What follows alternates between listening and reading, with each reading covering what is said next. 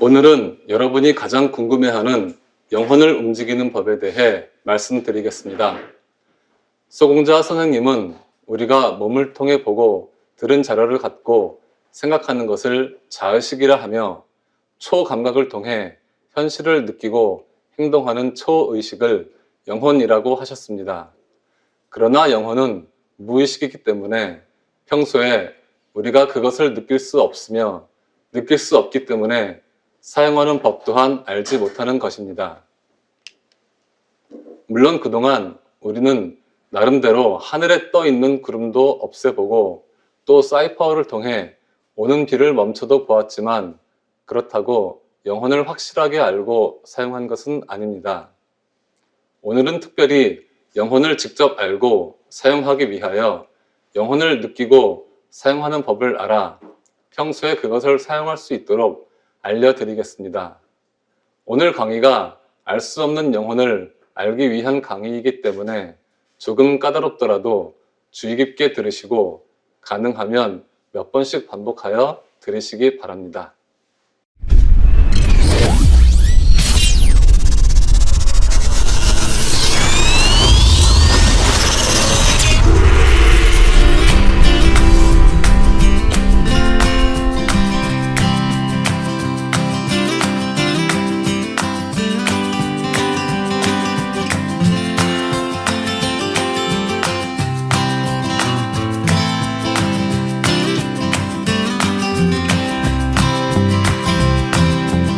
오늘 이야기는 우리의 무의식의 세계를 말하는 거기 때문에 여러분들이 얼핏 들으면 잘 이해가 안 갈 수도 있습니다.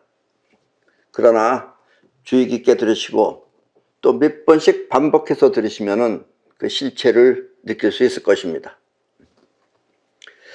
이 지금까지의 학문은 입자문명 시대였습니다. 지금까지 여러분들이 우리 생활이라는 게 전부 다 입자문명입니다. 입자문명이란 우리 눈에 보이거나 또 들리는 입자의 세계를 통해 세상을 파악하고 알아낸 문명입니다. 아직도 이 인간 사회는 입자 위주의 문명이지만 앞으로는 나를 통해서 이 파동 문명으로 바뀔 것입니다. 앞으로 시대는 이제 점점 파동 문명으로 갑니다. 왜냐하면 지금까지는 입자와 파동이 서로 다른 세계인 줄 알았는데 알고 보니 그 두 영역은 서로 같은 하나의 세계인 것입니다. 그러니까 자석 같은 거예요. 자석이 반은 N이고 반은 S듯이 같이 있는 겁니다. 그러니까 입자와 파동도 그와 같은 것이다 라는 이야기입니다. 이 우주 최초의 상태를 알면 일반인은 이걸 알 수가 없는 거죠. 우주 최초의 상태를 알면 그 두 개의 세계가 같은 하나라는 것을 알 수 있지만 이 눈을 통해 보는 입자의 세계로 세상을 보면 그 비밀을 알 수 없는 것입니다. 그러니까 여기서 세상을 바라보는 거하고 세상 이전의 세계에서 보는 것하고 틀리는 거예요. 근데 대부분의 여러분들은 전부 다 세상에서 세상을 바라보는 거니까 그것을 알 수 없다라는 이야기입니다. 그러나 정답은 두 개가 같은 것이다 라는 것이에요. 물론 옛날에도 이와 같은 우주 최초의 비밀을 알고 있었던 사람들은 옛날에도 알고 있었던 사람들은 있어요. 그 비밀을 태극이나 또 헥사곤으로 표현해 놓았지만 입자의 세계로만 살고 있는 사람들은 도저히 그것을 알 수 없는 것입니다. 왜냐하면 우리는 이미 만들어져 있는 세계에서 만들어지는 걸 보면 파동의 세계가 안 보이는 거죠. 이 말은 보통 사람들은 그것을 알 수 없다는 뜻입니다. 그러나 우주 최초의 상태로 가면 다 보이죠. 그게 그 뒤에 생긴 거기 때문에. 이 우주 최초의 상태가 되면 이 세상은 하나의 세계라는 것을 알게 됩니다. 여기서는 파동이 다르고 입자가 다르고 또 뭐 우주 최초의 세계가 다른 것처럼 이렇게 느껴지지만 저쪽에서 보면 그게 다 한 덩어리다 라는 이야기입니다. 아무것도 없는 우주 최초의 상태나 또 이 파동의 세계 그리고 우리 눈에 보이는 입자의 세계 모두가 사실은 서로 다른 세상이 아니라 서로 뭉쳐져 있는 하나의 세계인 것입니다. 인간의 입장에서 보면 서로 다른 세 가지처럼 보이겠지만 그것은 사실 하나의 덩어리인 것입니다. 그러니까 여기서 여기까지는 입자고 파동이고 이렇게 분리만 되어 있을 뿐인 거지 결국은 한 덩어리다라는 이야기입니다. 이해하셨죠? 인간의 몸을 통해, 지금 여러분들의 몸을 통해, 여러분들의 눈이나 귀나 뭐 이런 걸 통해서 세상을 바라보면 세상은 세 가지처럼 생각되는 것입니다. 그래서 보이지 않게 작용을 하면 파동, 또 눈에 보이면 입자인 것입니다. 다시 한번 말하지만 세상은 입자, 파동, 그리고 그것이 존재하기 위한 우주, 그 모든 것이 함께 뭉쳐 있는 것입니다. 그리고 이 상태라는 것은 입자, 그 다음에 작용은 파동이기 때문에 결국은 상태와 작용은 서로 다른 하나인 것입니다. 이 말이 조금 이상하죠? 그러니까 이런 상태도 움직이는 파동도 결국은 같은 하나다 이런 얘기예요. 그러나 우리는 완전히 다른 것처럼 느껴지죠. 움직이는 것하고 정지되어 있는 것하고 다른 것처럼 느껴진다 이거예요. 그거는 우리 눈으로 보는 세계는 그렇지만은 반대쪽에서 보게 되면 그게 같은 하나다라는 이야기입니다. 좌석에 N극과 S극처럼 한 덩어리다라는 이야기입니다. 이해하셨습니까? 이 자의식은 주로 세상을 보고 느끼며 생각을 합니다. 여러분들 지금 자의식, 생각은 세상을 보고 느끼면서 생각을 합니다. 그러나 자의식은 세상을 움직일 수가 없습니다. 생각은 하지만 자의식은 움직일 수가 없어요, 세상을. 아니, 오히려 세상에 의해 움직여지는 것입니다. 오히려 움직임을 당하는 거예요, 자의식은. 만약 여러분이 원하는 대로 세상을 움직였다면 그것은 자의식이 아니고 영혼이 한 것입니다. 그런데 영혼은 무의식이기 때문에 우리가 느끼지 못하는 거예요. 그래서 오늘은 그 느끼지 못하는 영혼에 대해서 말씀드리겠다라는 이야기입니다. 자의식은 생각을 통해 그것을 알 수 있지만, 그러나 자의식이라는 건 생각을 통해서 알 수는 있어요. 알 수는 있는데 영혼은 움직이긴 하는데 생각이 없어서 그것을 알지 못하는 것입니다. 알지 못하기 때문에 지금 이렇게 말이 길어지는 거예요.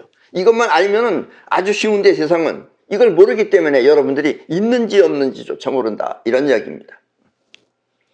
때문에 자의식을 통해 공부를 많이 했다 하더라도, 공부를 많이 하는 건 자의식이 하는 겁니다. 많이 했다 하더라도 영혼을 사용할 줄 모르면 잘 살 수가 없는 것입니다. 잘 살고 못 사는 건 영혼을 움직여야 되는 거예요. 근데 자의식은 공부는 할 수 있어요. 반면에 공부는 하지 못했다 하더라도 영혼을 사용할 줄 알면 생각대로 잘 사는 것입니다. 그래서 어떤 사람들은 훌륭한 학교를 나와서 좋은 학교를 나와서 다 학력은 좋은데 잘 못 사는 사람도 있고, 또 어떤 사람들은 별로 별 일 없이 살았는데도, 장돌뱅이처럼 살았는데도 돈을 잘 버는 사람도 있고, 그게 차이가 난다 이런 얘기예요. 영혼을 움직이는 쪽하고 자의식으로 공부하는 쪽하고 세상이 달라진다는 이야기입니다. 때문에 파동 문명 시대의 교육은 지금은 입자 문명 시대의 교육입니다. 그래서 지금은 공부를 하고 있어요. 파동 문명 시대의 교육은 지금의 교육 방법과는 많이 달라질 것입니다. 앞으로는 세상이 이제 바뀌어지면서 점점 이제 바뀌어진다는 얘기예요. 이 파동 문명 시대를 위한 이 사단법인 유나이티드 헥사곤은 파동 문명 시대의 교육법을 위한 학교도 만들 계획입니다. 앞으로는 우리가 이제 학교도 만들어서 파동 문명을 가르칠 거예요. 즉 영혼을 움직이는 법을 가르친다라는 이야기입니다. 뜻이 있는 분들은 함께 참여해 주시기 바랍니다. 이렇게 파동 문명을 통해서 학교도 만들고 앞으로 하는데 여러분들도 뜻이 있으면 여기에 참여해 주시기 바랍니다. 앞에서도 말했지만 입자와 파동은 사실 같은 하나의 세계입니다. 입자와, 이렇게 눈에 보이는 입자와 움직이는 파동은 같은 하나의 세계입니다. 우리 눈에 보이면 입자, 보이지 않으면 파동일 뿐입니다. 그래서 지금 움직이지 않고 이 가만히 있는 이 물체들도, 이 마이크도 여러분들이 볼 때 가만히 있는 것 같죠? 이 물체들도 사실은 조금씩 보이지 않게 움직이고 있는 것입니다. 전자현미경으로 보면 움직이고 있어요, 이게. 근데 우리 눈에는 안 보이는 것 뿐이죠. 기준이 눈이기 때문에. 이렇게 움직이다 보니까 세상 모든 만물은 나름대로 낡고 부서지는 것입니다. 그래서 얘도 낡아요, 오래되면. 지금 막 움직이고 있어요. 반면에 여러분이 영혼을 움직이는 법을 알면, 여러분들이 영혼을 움직이는 법을 알면 현실을 마음대로 바꿀 수 있습니다. 현실에 현실에 의해서 사는 게 아니라 여러분들이 현실을 바꾸는 거예요. 이 눈앞에 보이는 현실을. 그게 파동 문명이에요. 왜냐하면 이 세상은 입자와 파동 그리고 우주가 모두 한 덩이인 까닭입니다. 한 덩어리인 까닭입니다. 그래서 성경은 이렇게 세상을 움직이는 영혼의 작용을 주라고 한 것입니다. 성경은 그래요. 주님 하는 게, 주님이 세상을 움직일 줄 아는 능력이 있는 게 주님이에요. 그렇게 세상을 움직이는 그 영혼의 작용이 바로 주다라는 이야기입니다. 아셨습니까? 옛날에 예수는 영혼을 마음대로 사용할 줄 알았던 사람입니다. 그래서 예수는 세상을 움직이는 자신을 주라고 했던 것입니다. 이 세상 모든 것들은 하나로 연결되어 있기 때문에 어느 한 곳에서 이 세상의 모든 것들은 다 연결되어 있는 거예요. 여러분들이랑 이 물체들이랑 다 연결되어 있는 겁니다. 연결되어 있는 거기 때문에 어느 한 곳에서 세상을 움직이면 그것이 바로 주가 되는 것입니다. 누군가가 저 위에서 우리를 전부 다 움직이게끔 현실을 움직여놓으면 그 사람이 주가 되는 거예요. 때문에 여러분이 세상을 움직이는 사이퍼를 하게 되면, 여러분이 사이퍼라는 걸 하게 되면 그때 여러분은 바로 주가 되는 것입니다. 아셨습니까? 여러분도 주가 되는 거예요. 세상을 움직이면.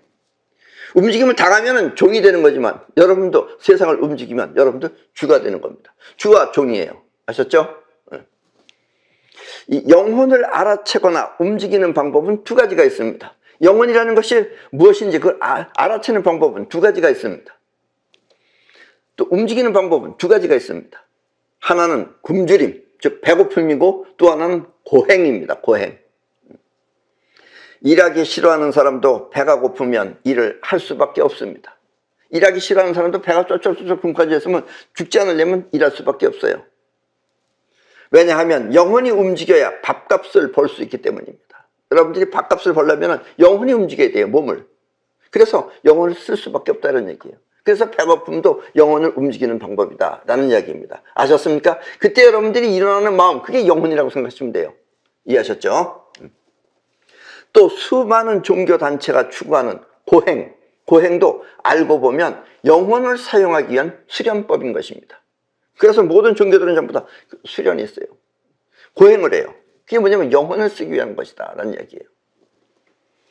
명상 또한 대표적인 수련법이지만 명상은 직접적인 수련이 아니기 때문에 나는 여러분들한테 명상을 권하고 싶지 않습니다.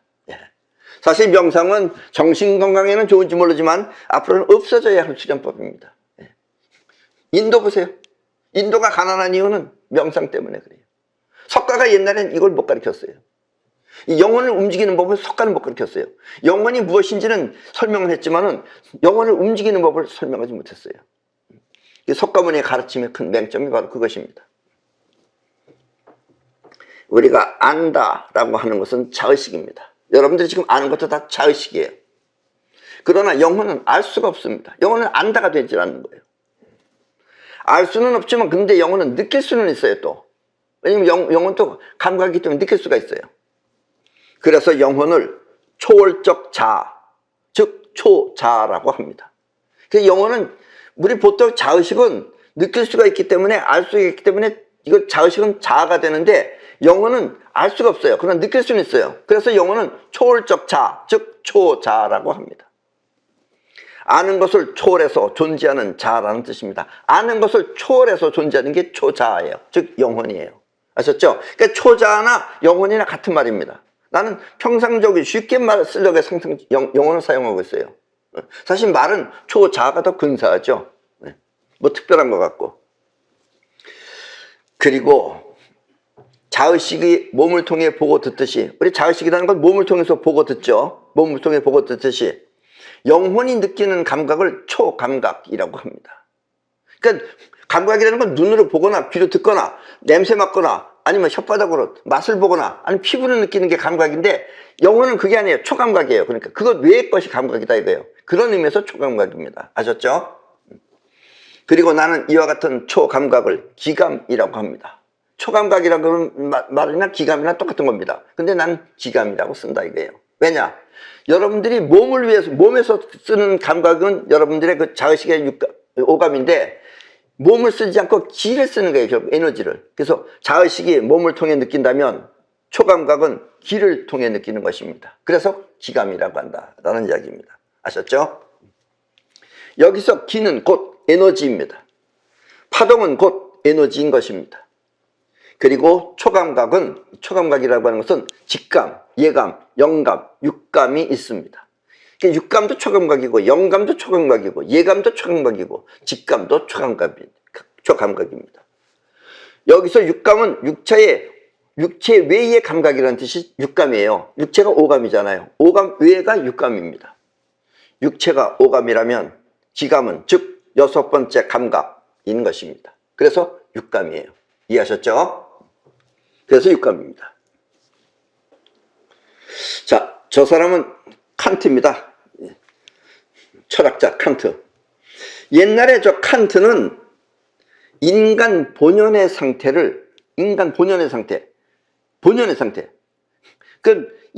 우리 눈에 보이는 게 아니라 원래 근본적인 상태, 본연의 상태를 초월적 자아라고 했으며,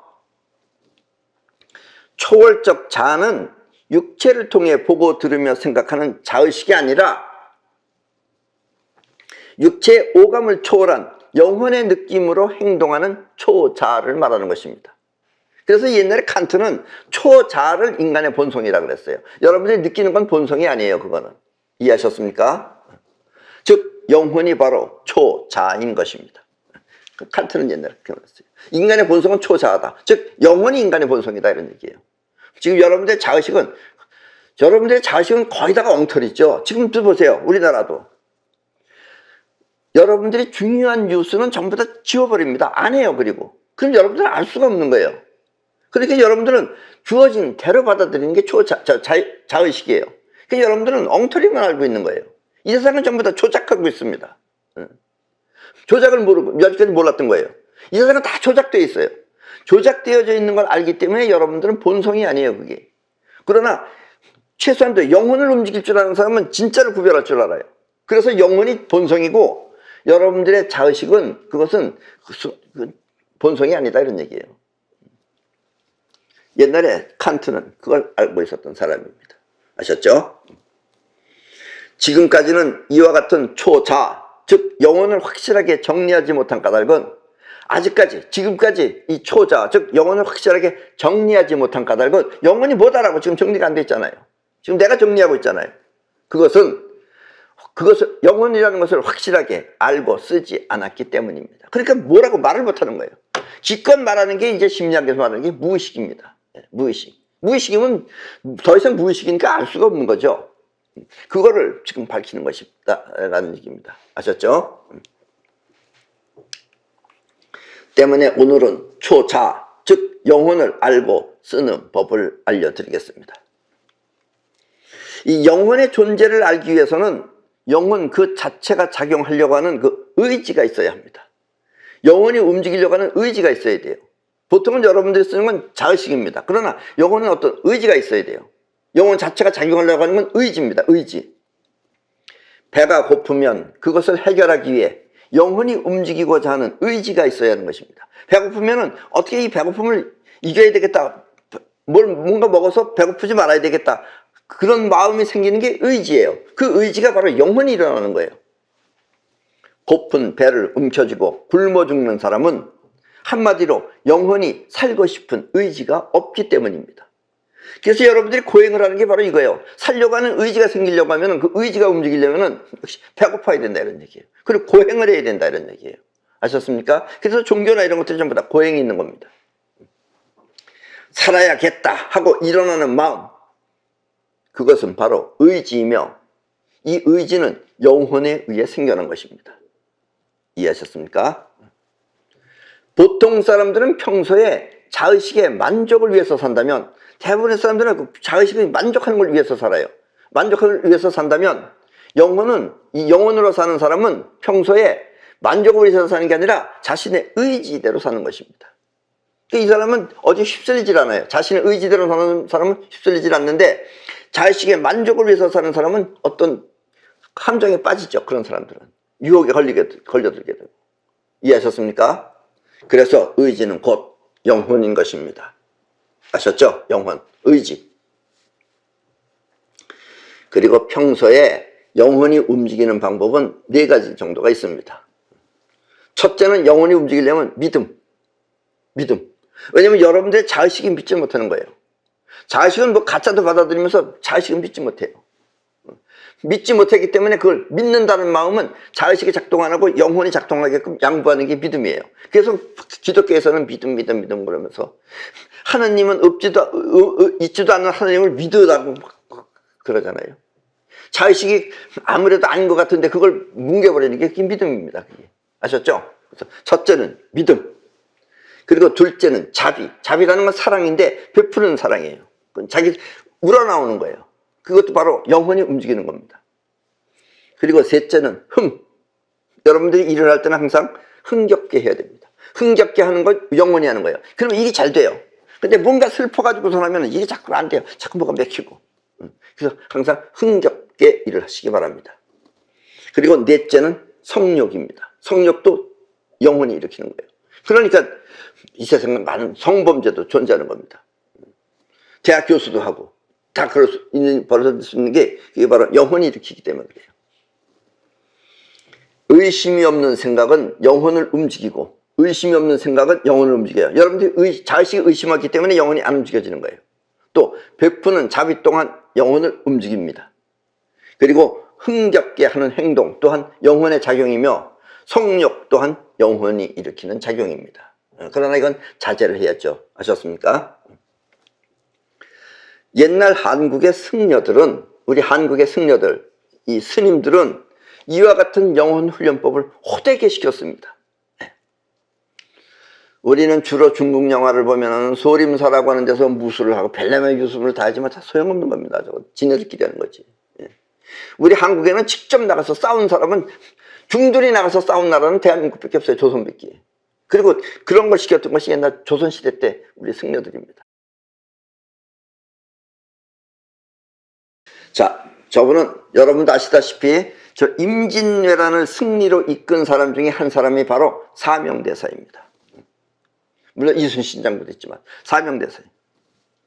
사명대사는 서산대사에 의해 불교에 귀의했으며, 왜냐면 저 사명대사 아버지가 일찍 돌아가셨어요. 그래서 3년 동안 가서 그 무덤 옆에서 그걸 할 때 그때 지나가다가 서산대사가 불경도 주고 너 이거 다 쓸데없는 짓이다 그래가지고 결국은 아버지 3년 동안 그거 안 하고 말아버린 게 사명대사예요. 그리고 결국 사명대사가 나중에 불교에 귀의한 겁니다. 사명대사는 서산대사에 의해 불교에 귀의했으며 18세 18살에 장원급제를 하여 승과에 합격하였습니다. 그때는 이 승려들도 과거시험이 있었습니다. 이해하십니까? 그냥 일반인들만 과거급제 보는 게 아니라 승려들도 과거급제 봤어요. 그래서 18살에 장원급제했어요. 사명당이. 장원급제를 해가지고 사명당이 마차를 타고 리무진 타고 왔죠. 그 당시에. 왜냐면 장원급제했으니까. 저런 걸 타고 저렇게, 저게 옛날 이조시대 때 리무진입니다. 저게. 가마를 타고 돌아오는 사명을, 서산대사 아니에요. 그때 사명당이 원래 소속해 있던 그 절의 주님, 주지승이 저걸 타고 왔다고 교만이 보인다고 하면서 파괴를 시켜버렸어요. 막 좋아서 왔는데 오자마자 파괴시켜버렸어요. 옛날에 파괴시켜버리면 돌멩이를 애들이 막 던지고 그랬어요. 파괴는 승려직을 박탈하여 사람들이 살고 있는 사회에서 살 수 없게 내쫓는 형벌이 바로 파괴입니다. 그래서 파괴승이 되어버렸어요. 그러니까 애들이 막 돌 던지고 그래요. 방금 엊그제 시험 봐가지고 장원급제가 좀 내려왔는데 파괴당했어요.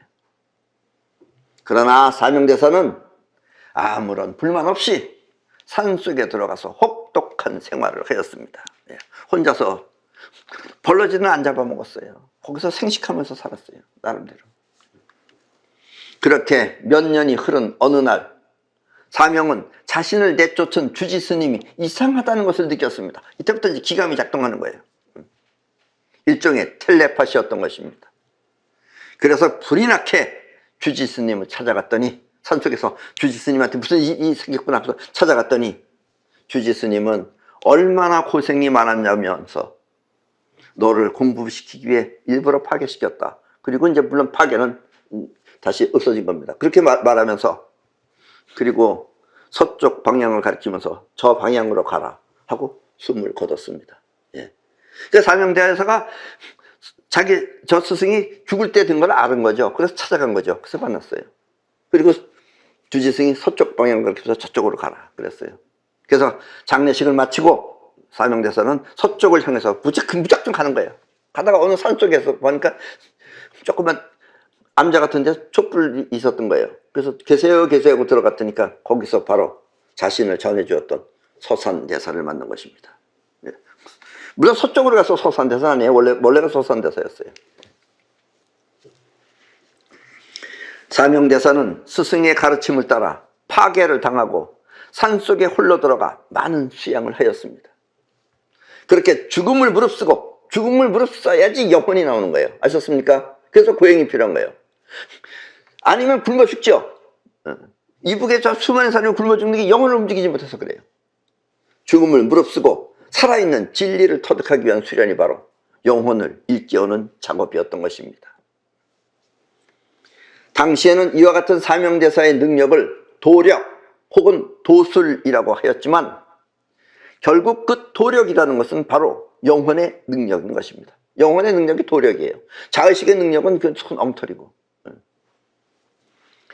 영혼은 이렇게 죽음을 물리치기 위해 나타난 힘인 것입니다. 영혼이 살아있으면 안 죽어요, 사람이. 그래서 굶었을 때 영혼이 살아있으면 안 죽는데 영혼이 죽으면 그냥 죽는 거예요.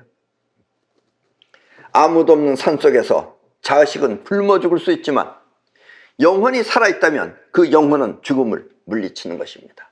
아셨습니까? 사실 이 죽고 사는 문제는 자의식에 의해 나타나는 것입니다. 자의식이 죽음에 대한 이미지를 갖고 있기 때문에 여러분들이 죽는 것이 자의식에 의해서 여러분들이 죽는 거예요. 왜냐면 여러분들 죽는 걸 지금 봐왔잖아요. 그 이미지대로 그렇게 죽는 것입니다.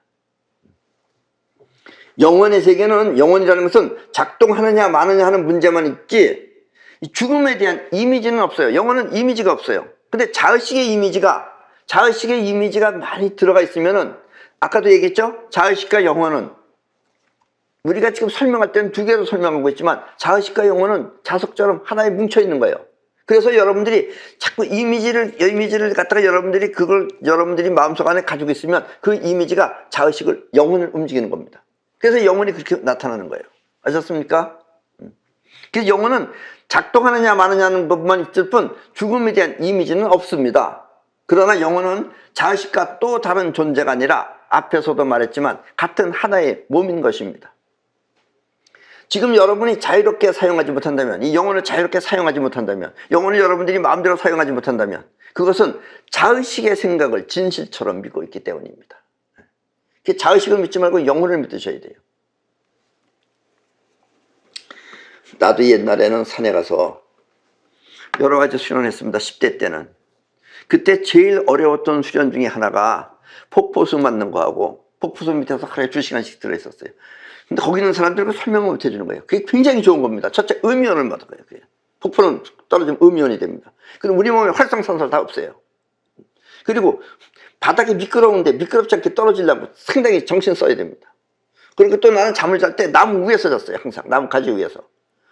지금도 나는 뭐를 쥐고 자면 그대로 쥐고 잡니다. 여러분들은 자다가 다 떨어뜨려요. 나는 안 떨어뜨립니다. 그게 뭐냐면 영혼이 따로 자기 때문에 그래요.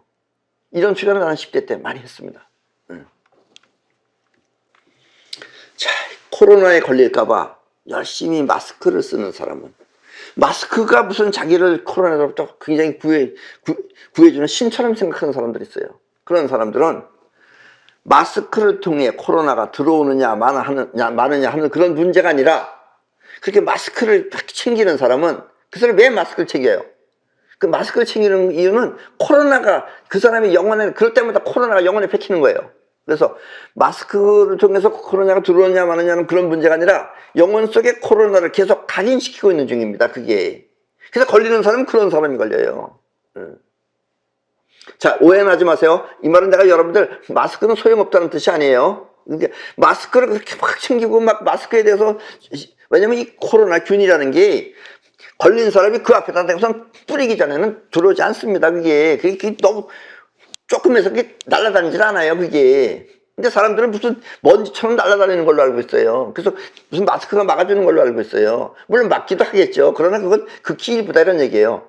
여러분들이 걸리느냐 안 걸리느냐는 것은 여러분들 몸 안에 정전기가 끌어들이는 거지 코로나균이 여러분들한테 일부러 날아들어서 들어오는 게 아니다 이런 얘기예요. 이게 여러분들이 입자적으로 생각하면 그렇게 생각한다 이런 얘기예요. 이해하셨습니까? 영혼 속에 코로나가 계속 각인시키고 있는 겁니다. 그럴 때마다. 이 말은 영혼 속에 코로나가 들어있기 때문에 마스크를 신경 쓴다는 뜻이에요. 영혼에 코로나가 이미 들어있는 거예요, 그 사람은. 그렇게 되면 어떻게 되냐? 영혼은 코로나를 불러들이는 것입니다. 그래서 그런 사람이 꼭 걸려요. 자, 이 말은 마스크가 아무런 효과가 없다는 뜻이 아니라 여러분의 영혼이 코로나를 불러들이는 메커니즘을 설명한 것입니다. 그러니까 오해하지 마시기 바랍니다. 아셨죠? 아, 소공자가 그런데 마스크 필요 없다 그러더라. 이렇게 하지 마시라 이게요. 그것도 들어오면 걸러는 냅니다. 걸러는 내지만 그것 때문에 꼭 그러는 거 아니다 이런 얘기예요. 아셨죠? 이것이 바로 자의식과 영혼의 관계이며 영혼을 사용하는 방법인 것입니다. 이해하셨습니까? 사실 이 우주에는 시간이 없습니다. 시간이라는 것도 없는 거예요. 여러분들 시계가 있으니까 시간이 있는 걸로 알고 있는데 시간 없어요. 그러나 자의식은 기억을 통해서 시간이 있다고 느낍니다. 여러분들이 과거 어저께 뭐 했던 걸 알기 때문에 오늘하고 시간이 지나갔다고 느끼는 거예요. 사실 이 우주는 현실만 있을 뿐이에요. 날마다 현실만 있어요. 그러면 오랜 시간이 지났을 때 지금 보아봤듯이 오랜 시간이 지났어. 오랜 시간이 지나면 사람이 늙고 병도 들고 그래서 죽어요. 이렇게 늙고 병들어 수명 또한 다하는 것을 여러분들은 봐왔어요. 지금까지. 그렇기 때문에 그런 경험을 통해서 알고 있는 자의식의 판단이 그렇게 영혼 속에 각인이 되면 그 사람의 인생은 그렇게 나타나는 것입니다. 그래서 여러분들도 대부분 보니까 한 몇십 살 정도 되면 사람들이 다 죽더라. 그럼 여러분들 죽는 나이는 그 정도 되면 다 죽어요. 안 죽을 수가 없어요. 그러나 여러분들이 그걸 믿지만 않는다면 더 오래 살 수도 있고 또 생에 대한 애착이 없으면 의지가 없으면 더 일찍 죽을 수도 있다 이런 이야기입니다. 아셨습니까? 영혼이라고 하는 것은 자신 속에 각인된 이미지대로 현실을 창조할 뿐 스스로 자신을 움직일 수는 없습니다. 자의식의 이미지가 들어오면 그것대로 여러분들을 창조하는 거지 자의식, 영혼 자체가 움직이는 건 안 한다 이런 얘기예요. 영혼 자체는 못 움직여요. 물론 초감각을 통해 자신을 보호할 때를 제외하고 말입니다. 초감각이라는 게 있어요. 갑자기 내가 이렇게 앉았다가 이렇게 피했더니 뭐가 날라왔다. 이게 초감각이에요. 그 눈으로 본 게 아니에요. 보지 않고 한 거예요. 자기도 모르게 갑자기 몸을 피했더니 무언가 자신한테 날라왔다면 그것이 바로 초감각인 것입니다. 이렇게 움직이는 것 외에는 영혼은 스스로 움직이진 않는다 이런 얘기예요. 아셨습니까? 자의식이 메모리시킨 것, 즉 각인시킨 것을 창조할 뿐이다 이런 얘기입니다. 그래서 영혼을 알기가 힘든 거예요. 이해하셨죠? 그리고 초감각은 몸이 보고 느끼는 것이 아니라 영혼이 직접 느끼는 감각을 말하는 것입니다. 왜냐하면 여러분들이 사랑을 느끼거나 또 감정을 내거나 그래서 흥겨운 것 이런 것은 솔직히 말해서 흥을 내거나 사랑을 느끼는 것은 영혼이 하는 겁니다. 그건 영혼의 기능이에요. 자의식의 기능이 아니에요. 여기 영혼 안에 그 기능이 섞여 있기 때문에 여러분들이 이게 자의식인지 영혼인지 구별을 못하는 겁니다. 아셨습니까? 이 초감각은 영혼이 느끼는 겁니다. 여러분들이 사랑을 느낀다. 이것도 영혼이 느끼는 거예요. 그래서 사랑이 나가는 거예요. 근데 거기에 사로잡히면은 여러분들이 거기에 사로잡히면은 영혼 안에 사로잡히면은 꼼짝달짝을 못하게 돼요. 그래서 옛날에 석가모니 같은 사람이 그렇게 살지 말라고 해서 수양을 가르친 겁니다. 여러분들이 어떻게 사로잡혔다 그러면 여러분은 색 안에 들어가 있는 거예요. 그게 아셨습니까? 여러분들이 원하는 그 그림 안에 이미지 안에 들어가면 그게 색이에요. 색이 돼버려요. 그러니까 거기에 빠져나오는 것이 바로 또 공입니다. 그게. 그리고 우주 최초의 상태다라는 이야기입니다. 이해하셨죠? 조금 어려운 얘기지만 이 영혼이라고 하는 것은 현실입니다. 영혼은 현실이에요. 자의식은 관념입니다. 자의식은 관념이고 영혼은 현실이에요. 현실이 있기 때문에 여러분들이 느끼지 못하는 거예요. 영혼이 작용하는 무대는 현실입니다. 영혼이 작용하는 건 현실이에요. 자의식은 안에서 관념으로다가 상상으로 하지만, 때문에 자의식의 생각을 고집하면 그것이 영혼 속에 각인이 되어 자의식의 생각대로 현실에 나타나는 것입니다. 나는 이렇다 하고서 스스로 자의식이 그렇게 믿으면 여기서 믿음이 나오는 거예요. 그 믿음대로 영혼을 만들어낸다 이런 얘기예요. 하루에 10,000원을 버는 사람과 100만 원을 버는 사람의 차이가 바로 이것입니다. 근데 우리는 10,000원과 100만 원이 서로 막 다른 거라고 생각해요. 100만 원이면 10,000원의 100배라고 생각을 해요. 그게 아니에요. 영혼의 세계에서는 100만 원이나 10,000원이 똑같다 이런 얘기예요. 이걸 여러분들이 잘 아셔야 돼요. 그러니까 내가 하루에 밥을 2끼만 먹던 사람이 갑자기 4끼만 먹으려고 그러면 부담을 느껴요. 부담을 느끼는 건 지가 그렇게 살아왔기 때문에 그래, 자기가. 그러나 4끼 먹는 사람이나 2끼 먹는 사람이나 마찬가지다 이런 얘기예요. 그냥 먹는다 그러면은. 이해하셨습니까? 영혼은 자의식이 각인시킨 대로 현실에 나타날 뿐 그 크기는 정해져 있는 것이 아닙니다. 그러니까 여러분들이 100만 원을 버는 거나 10,000원을 버는 거나 똑같은 거예요. 똑같은 건데 여러분들의 자의식이 100만 원은 감히 생각을 못하고 10,000원을 택하는 것이다 이런 얘기예요. 이해하셨습니까? 때문에 여러분이 별 볼 일 없이 본다면, 별 볼 일 없이 조금만 본다면 그것은 자신의 영혼이 그렇게 각인시켰기 때문에 그렇게 사는 것입니다. 아셨습니까? 쉽게 말하면 자의식의 판단은 10,000원과 100만 원이 서로 다른 것이지만 자의식은 다르죠. 10,000원하고 100만 원하고. 그러나 영혼의 입장에서는 그 모든 것이 모두 같은 것입니다. 100만 원을 벌 때 영혼이 힘쓰는 거나 10,000원을 벌 때 힘쓰는 건 똑같은 거예요. 똑같은 거지만 여러분들은 100만 원은 더 어렵고 10,000원은 쉽다고 생각해요. 보통 사람들 다 그렇게 생각합니다. 그래서 이 기력이 센 사람은 그냥 100만 원을 택하지 10,000원을 택하지 않는다 이런 얘기예요. 그 자유자재로 한다 이런 얘기입니다. 아셨습니까? 이것도 영혼을 사용하는 방법입니다. 자의식과 영혼은 이렇게 서로 다르지만 다르기 때문에 하나처럼 현실에 나타나는 것입니다. 다르기 때문에 하나처럼 현실에 나타나는 거, 이게 조금 어렵죠. 자의식이 그렇게 각인을 하면 영혼에 그렇게 나타난다 이겁니다. 서로 다르지만 그렇게 하나처럼 나타난다는 얘기예요. 여러분이 이 말을 쉽게 이해할 수 없는 것은 영혼 또한 자의식처럼 생각하기 때문입니다. 영혼이 생각한다고 해서 이 생각은 자의식과 같은 생각이 아니에요. 영혼이 생각하는 것은 영혼이 의지다 이게 의지로서 한다 이런 얘기예요. 난 이걸 택한다라는 걸 한다 이거예요. 영혼의 어떤 자신감 같은 것이다 이런 얘기입니다. 아셨습니까? 자의식처럼 이렇게 생각하는 생각은 아니에요. 표현이 그렇다는 얘기지. 자의식의 기준은 관념, 영혼의 기준은 현실입니다. 이걸 잘 생각하셔야 돼요. 자의식의 기준은 관념, 영혼의 기준은 현실입니다. 이걸 잘못 생각하면 여러분들 큰 벌도 받고 여러분들이 복도 짓는 거예요. 영혼이 움직이고 싶다면 그것은 현실을 기준으로 하여 움직여야 하는 것입니다. 영혼이 움직인다면 현실을 위해서 움직여야 돼요. 근데 자의식을 위해서 움직이면 이게 병이 되는 거예요. 병이 될 수가 있어요. 욕심이 바로 그런 거예요. 관념이 원하는 것이 아니라 현실에 필요한 것을 원해야 한다는 뜻입니다. 영혼은 현실에 필요한 것을 영원히 해야 돼요. 자의식이 필요한 거라면 여러분들이 죄를 짓게 되는 거예요. 그리고 이렇게 현실에 나타나는 영혼의 힘을 사이파워라고 합니다. 사이파워가 현실에 나타나게끔 하는 영혼의 힘이에요. 이해하셨죠? 사이파워를. 사이파워는 반드시 현실을 위해 사용해야 합니다. 사이파워는 현실에 필요한 걸 할 때 사이파워를 해야 돼요. 자기 욕심을 하지 말고. 자의식의 욕심을 위해서 사용하면 안 됩니다. 그렇게 되면 그 결과는 반드시 하늘로부터 해가 되어 나타나기 때문입니다.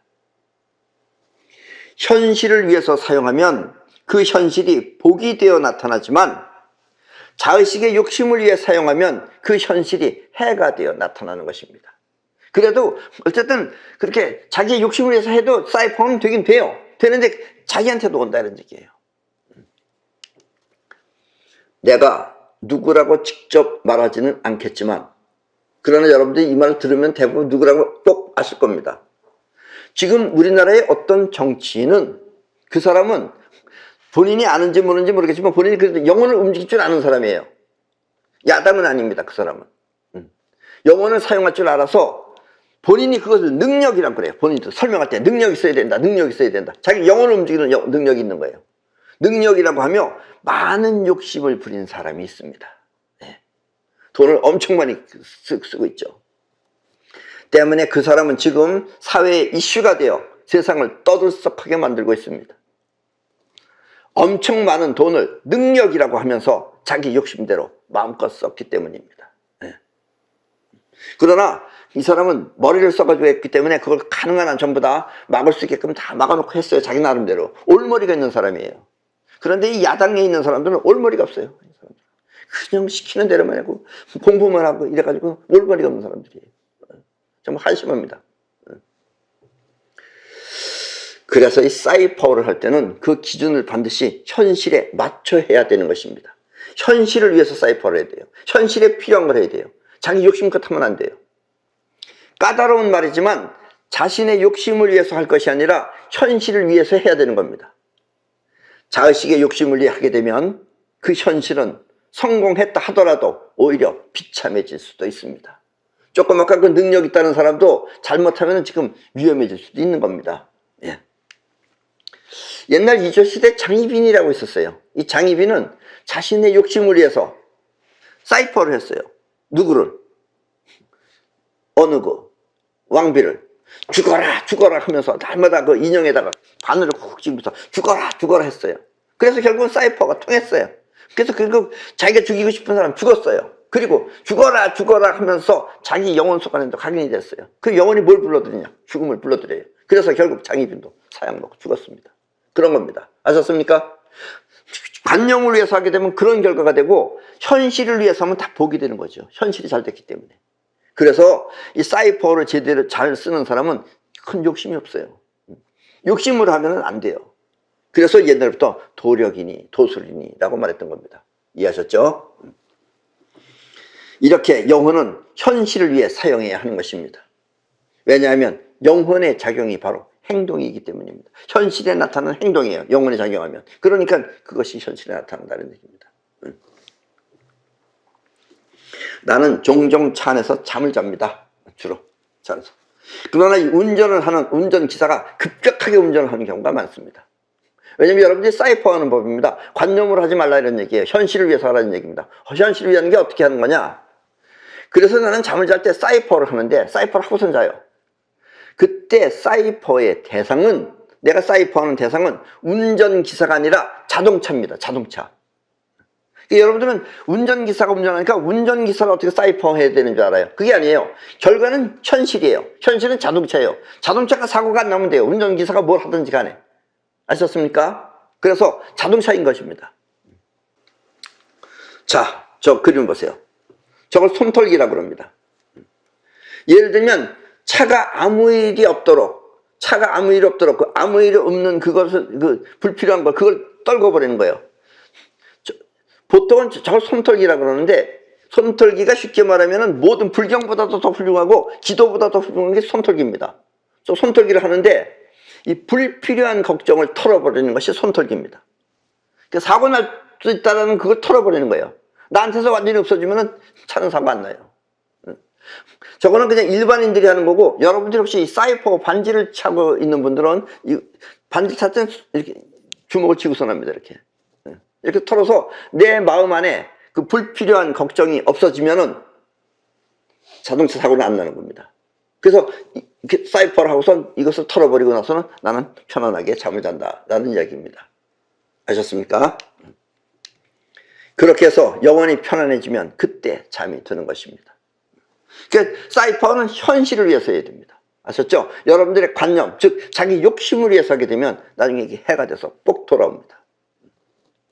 이 사이퍼는 두 가지가 있습니다. 원하는 것을 현실에 불러들이는 것과 또 불필요한 것을 현실에서 물리치는 것입니다. 불필요한 것, 이건 전부 다 안 좋은 것이에요. 여러분들 걱정, 염려, 이게 다 불필요한 것들이에요. 그건 다 없애버려야 돼요. 그걸 한마디로 얘기하면 그게 불필요한 것입니다. 염려, 어떻게 사람이 걱정 안 하고 살아? 그런 사람 걱정하는 수밖에 없어요. 그것도 털어버리면 없어지는 거예요.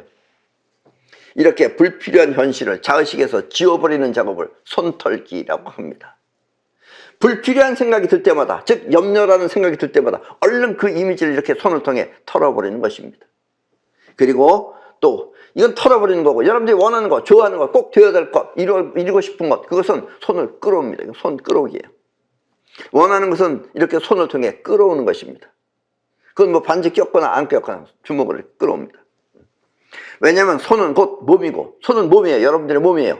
또 몸을 통해 생각을 표현하는 것은 영혼을 직접 움직이는 것이기 때문입니다. 손털기는 영혼이 움직이는 거예요. 여러분이 손이 움직여지면 영혼이 움직여져요. 이해하셨습니까? 영혼은 행동입니다. 여러분의 행동, 그것은 바로 영혼이 일으키는 작용인 것입니다. 앞에서도 말했지만 사이퍼는 자의식의 욕심을 위해 할 것이 아니라 현실을 위해 하는 것이 복이 되는 길이며, 자의식의 욕심을 위해 하면은 현실은 화가 되어 돌아오는 것입니다. 그래서 옛날 사람들은 이와 같은 사이퍼를 도력 혹은 도술이라고 했던 것입니다. 도력이란 한마디로 인간의 능력이 아니라 우주가 베푸는 힘이라는 뜻이 도력입니다.